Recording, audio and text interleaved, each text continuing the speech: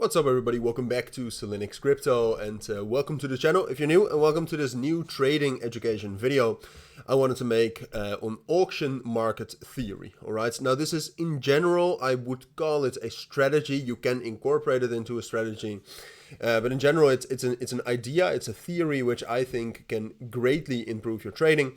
Not only in finding solid setups, but also in understanding kind of market structures and what's going on in the markets, all right? Because price movement of crypto can be quite abstract, that you see it and you think, well, what's actually driving this? Like, why is the price going up? Why is it going down? And this helps you with it, all right? Now, what we'll use is this graph you can see right here, which I will show you here down at the bottom as well, because I think that's important. So I'll remove my face cam for a bit. Made by Stoic, which I would very much recommend you to follow on X. He posts some amazing value very often, almost daily. So we'll be using his graphic. I'll leave a link to him down in the description. I would definitely follow him for everything he posts about well, trading and, like I said, understanding the markets better. So essentially, what auction market theory is it's in the name, all right? So basically, it sees the market as an auction where a good is constantly sold by sellers and bought by buyers, and the price itself basically comes into a certain value, into a fair value with this process, and that's what you call efficiency, when the sellers and the buyers agree on the price. Now, efficiency doesn't mean that a crypto in this case is one set price, but it means that some sort of fair value is found and that the price usually bounces around that value. And on the higher time frames, that can actually mean and I'll here and there I'll pop back in. That can actually mean that on the higher time frames we actually have uptrends and downtrends around the fair price. So it doesn't mean that it will be a tight consolidation or a tight range, although in the end, zoomed out, it should be a range. Otherwise there's no fair value found.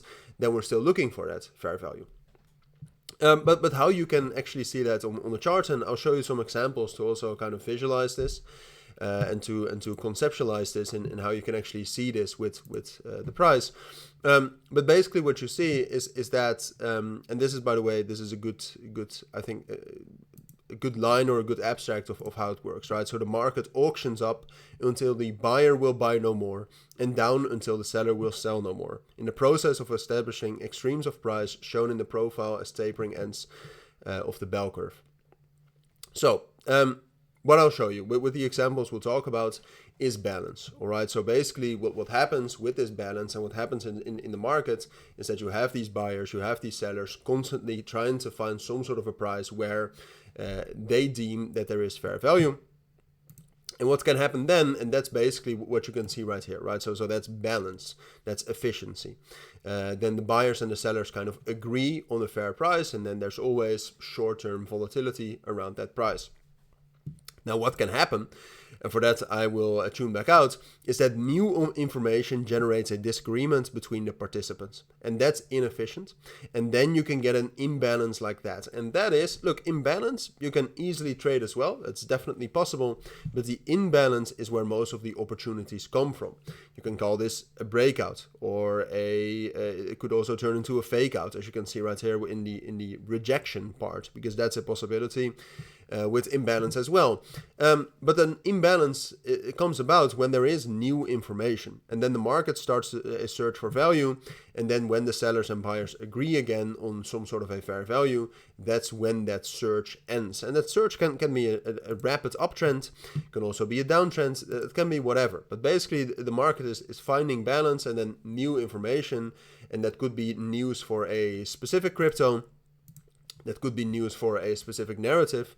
That could be news for the entire market. For example, with the Trump election at the beginning of November. But that new information creates inefficiency, creates imbalance, and that's where the opportunities come from. So, for example, a beautiful example we have right here is OP, optimism. You can clearly see right here that we were consolidating and we found some sort of a fair price right here around 1.7 and 1.6. The price bounces around that level, right here.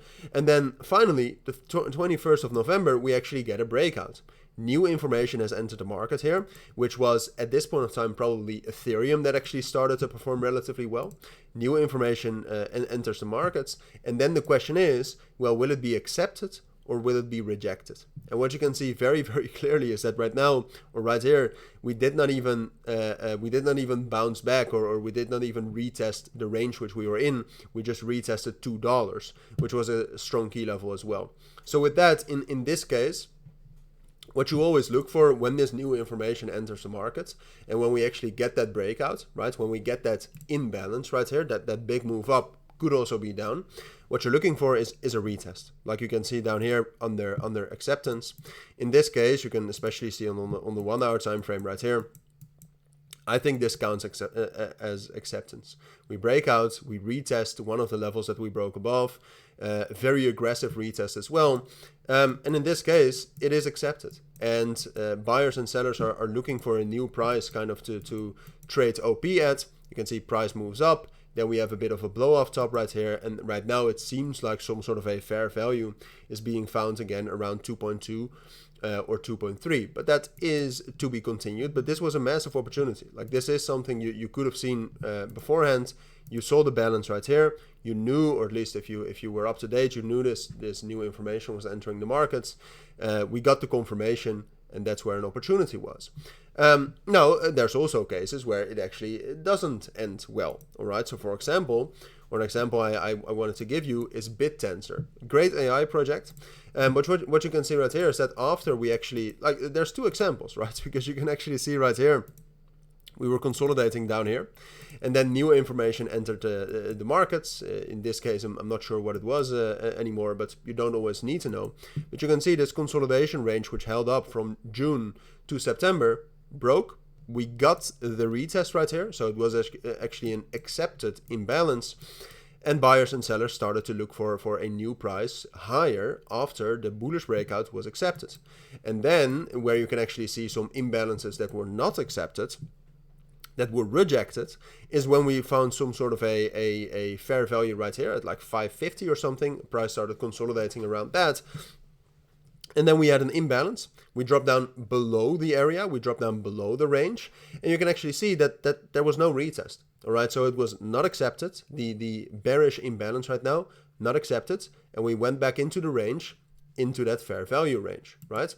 And then you can also see right here, the 6th of December, we actually had an imbalance. We tried to get some acceptance right here. But again, yes, we actually respected it initially, but we never really got continuation, which you do need to have. You not only need to get that retest, you also need to get continuation after getting the imbalance or the breakout on top of the range. So in this case, you can see we broke out, but there was no acceptance. We found some support, but after that, there was nothing, and we immediately dropped back down into the range, which we are in right now again. All right, so that is a very short auction market theory and how you can use it to understand charts, but also how you can use it to find good setups, mainly breakout setups, imbalance setups. If you do have any questions, let me know down in the comments. Don't forget to check out Stoic down in the description. I'll leave his links down there. But for now, thank you for watching. Take care and bye.